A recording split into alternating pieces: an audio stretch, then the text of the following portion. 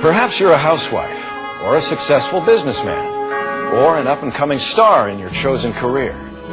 What does it matter to you whether the Bible is what it claims to be? Well, Jesus Christ once asked a similar question that is very closely related. What does a man profit if he gains the whole world and yet loses his soul? In other words, take some time out from the rat race you're running. Slow down a little bit and think about it. Is it worth throwing away all of eternity for 70 or 80 years of doing whatever you want? Let me illustrate the point by giving you a little perspective. Mark Cuban, the founder of Broadcast.com, is now an extremely wealthy man, self-made. He achieved what many wish they could, a billionaire with the freedom to do basically whatever he wants and to buy whatever he wants. Like a multi-million-dollar mansion in Dallas, Texas, and a $41 million plane, a Gulfstream 5 he bought off the internet, the largest online purchase in history. He also bought the Dallas Mavericks basketball team for $280 million. This is what he had to say about his life in an interview with ABC News 2020. In some ways, do you feel he who dies with the most toys wins? He who dies with the life they wanted wins. That's all. Have I made myself and people around me happy along the way? So when it's all said and done, you know, if on my epitaph there's just a smiley face, I'm good to go. Now that's a pretty amazing story. From all appearances, Mark Cuban has the world on a string. But once again, Jesus Christ's 2,000-year-old question comes to mind. What does a man profit if he gains the whole world and yet loses his soul? So let's take the success that Mark Cuban experienced one step further. Let's add to it all the wealth of the men whose names appear on the screen. Each of them are listed with their current net worth at the time this program was being produced, and they represent the 10 wealthiest men in the world. Let's add to that the political power of the President of the United States, the British Prime Minister, the President of France, the German Chancellor, and the Chinese Premier. You may be thinking, if I had that kind of political clout and money, I'd be pretty happy. And you might be thinking, the only thing that could diminish that happiness would be not having the time to enjoy it. Well, let's say you've got a lot of time. How much?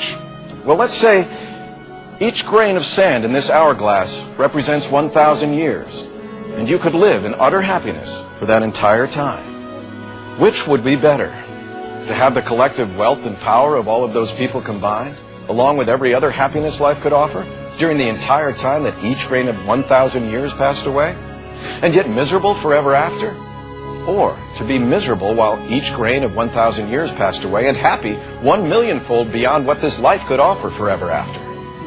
Anyone with common sense wouldn't hesitate for a moment in answering, because it's obvious that even all of those grains of sand, each one representing 1,000 years, cover infinitely less time than all of eternity, which is time without end.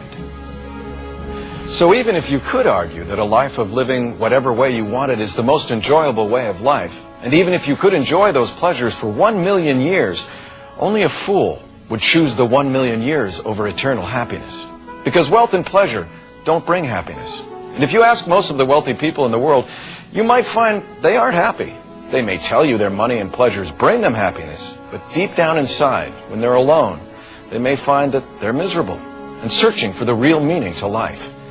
Because material wealth doesn't bring happiness and deep lasting peace. Unlimited pleasures don't bring happiness either, because man was designed to need God. Searching for happiness in the physical world won't fill that need you were created with.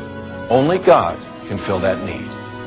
So despite Mark Cuban's probably well-intentioned statement, dying with a smiley face is not the objective of life. In fact, if you could follow Mark Cuban's life until its end, one thing would be certain.